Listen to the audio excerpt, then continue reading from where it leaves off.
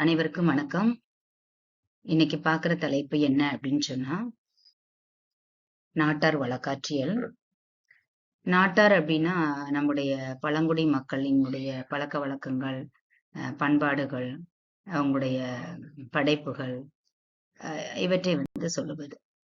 பெரும்பாலும் கிராமத்தில் கிராம மக்களுடைய வளர்ச்சியை நம்முடைய பேச்சு வழக்குகளை வழக்காற்று சொற்கள் அப்படின்னு சொல்றது வழக்கம்.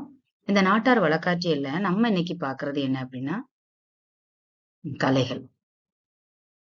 கலைகள் அப்படின்னா மானிடனுடைய அழகிய படைப்புகளை கலை என்கிறோம்.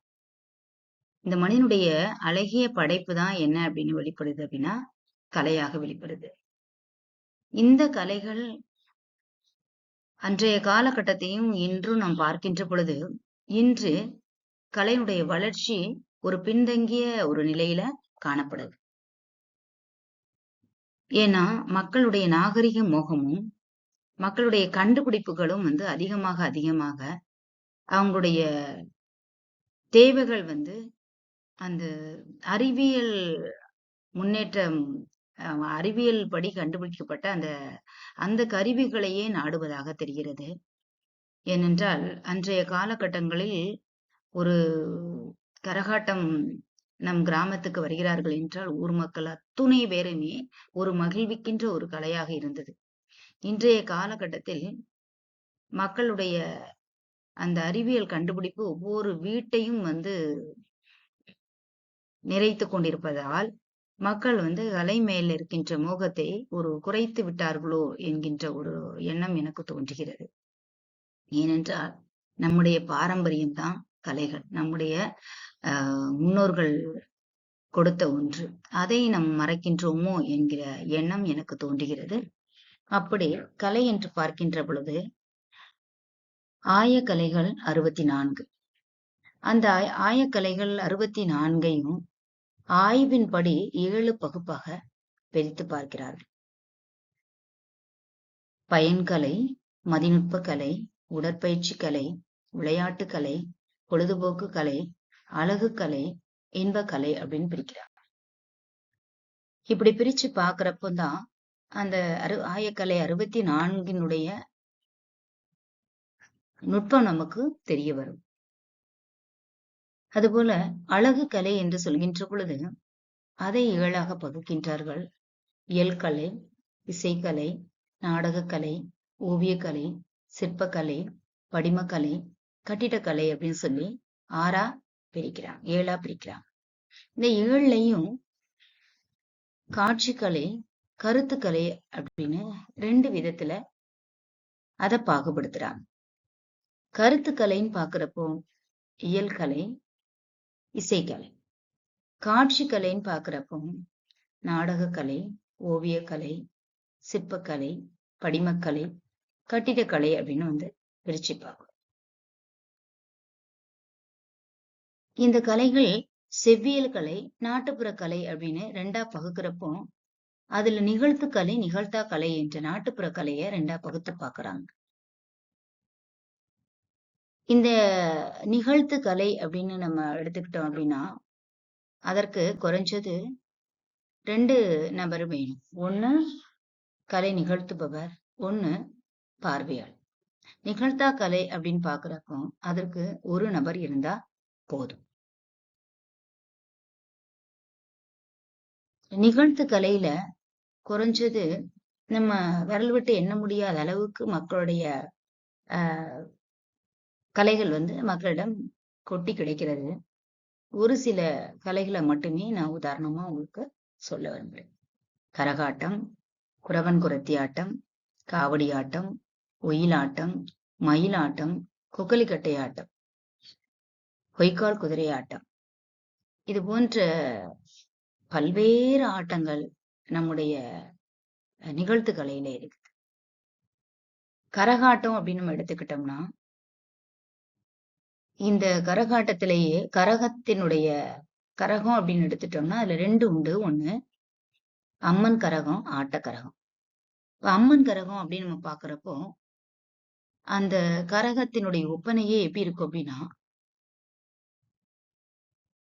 புனிதமான நீரை அந்த கரகத்துக்குள்ள ஊத்தி அதுல ₹1 காயின் போட்டு மாவிலை சுத்தி வச்சு முகப்புல மாவிலை வச்சு ஒரு தேங்காய் வச்சு அந்த புனிதமான கரகத்தை ஒரு கோவிலுடைய பூசாரி கொண்டுட்டு போறதுதான் வழக்கமா இருக்குது.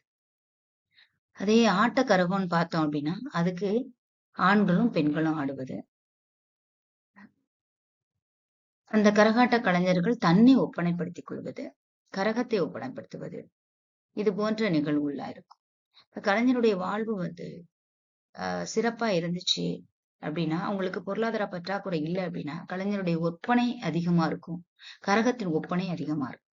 இப்ப கரக ஒப்பனைன்னு எடுத்துக்கிட்டோம் அப்படின்னா, இன்றைய காலகட்டம் அந்த புனிதமான வழக்கம் எல்லாம் மாறி, இன்று நாகரிகம் வர வர அன்றைய காலகட்டத்துல அந்த கரகத்துல தண்ணி விட்டு, அதுல புனித நீரை விட்டு, மேல மாவிலை தோரணம், அடுத்து தென்னங்குருத்து, இது போன்ற புனிதங்களை வைக்கின்ற வழக்கம் இருந்தது. இன்றைய காலகட்டம் அது மாறி கரகத்தை ஒப்பனை செய்கின்ற பொழுது அந்த கரக சொம்புல மண் நிரப்பி அந்த கரக சொம்பு தலையில் இருப்பதற்கு ஏற்றபடி அது ஒரு பள்ளமா வச்சுட்டு அதுக்கு அந்த செம்புக்குள்ள தேவையான அளவு மணல் நிரப்பி அது மேல காகித பூக்களால் வந்து தோரணம் கட்டி மேல ஒரு கிளிய வந்து வச்சிருப்பாங்க.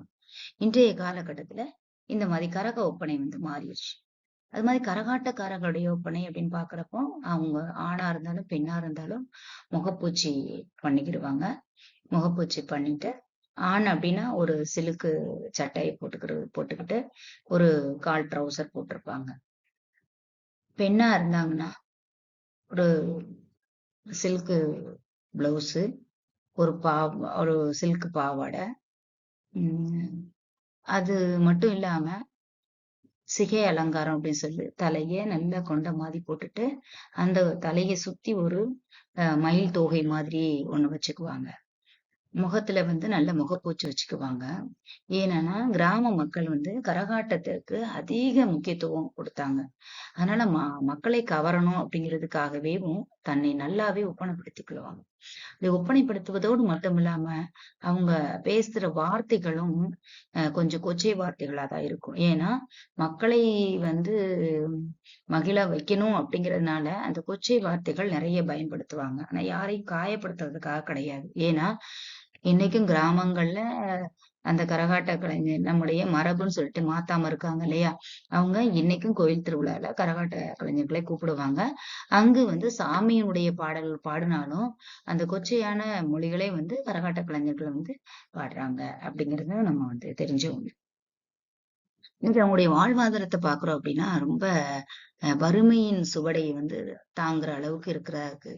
அவங்கள்ட்ட கேக்குறப்ப சொல்றாங்க, எங்களை யாருமே கலைஞர்களை கூப்பிடுறது இல்ல. முன்னாடி மாதிரி எங்களுக்கு வாய்ப்பு தர்றது கிடையாது அப்படின்னு சொல்லி அவங்க சொல்றத நம்ம பார்க்க முடியுது. அதுக்கு காரணமும் என்ன அப்படின்னா நாகரிக மோகம், அறிவியல் கண்டுபிடிப்பு அப்படின்னு நம்ம சொல்லலாம். ஏன்னா யாரும் அதை விரும்புறது கிடையாது. இப்ப கொஞ்சம் கொஞ்சமா அருவி போயிட்டே இருக்குது. இதே மாதிரி ஒரு ஆட்டம் எடுத்துக்கிட்டேன்னா கொக்கலிக்கட்டை ஆட்டம். இந்த கொக்கலிக்கட்டை ஆட்டம் அப்படின்னா கரணம் தப்பினால் மரணம்னு சொல்லுவோம் இல்லையா? அதுதான் இந்த கொக்கலிக்கட்டை ஆட்டம். இதுல வந்து ஆடவர்கள் மட்டுமே பங்கு பெறுகின்ற ஒரு ஆட்டம். பெண்கள் இதுல பங்கு பெற மாட்டார்கள். ஏன்னா ஆட்டத்தில் கைதேர்ந்தவர்கள் மட்டும்தான் கொக்கலிக்கட்டை ஆட்டத்தை ஆட முடியும். இது கிட்டத்தட்ட 5 அடி உயரமுள்ள கட்டையில 2 காலையும் வச்சு நம்ம ஆடணும். அந்த ஆட்டம் தான் கொக்கலிக்கட்டை ஆட்டம். அதாவது 5 அடி நாம் மனிதர்களே 6 அடி 5 அடி கட்டைக்கு மேல நின்னு ஆடுறப்போ அந்த அந்த ஆட்டம் ஆடுவதற்கு முன்பாக அந்த கலைஞன் வந்து 1 மாதமாவது விரதம் கடைபிடிப்பார். அப்படி விரதத்தை கடைபிடிச்சு கோவில்லே தங்கி ஒருவேளை சாப்பாடு சாப்பிட்டு அந்த கலைஞன் வந்து தன்னுடைய கலையை வெளிப்படுத்தும். அப்படி வெளிப்படுத்துகின்ற பொழுது அந்த இறைவனுக்காகவே அந்த கொக்கலிக்கட்டை ஆடுகின்ற பொழுது தன்னை ஒப்பனை எப்படி செய்வார் அப்படின்னா எலுமிச்சம் பழம் இருக்கு இல்லையா?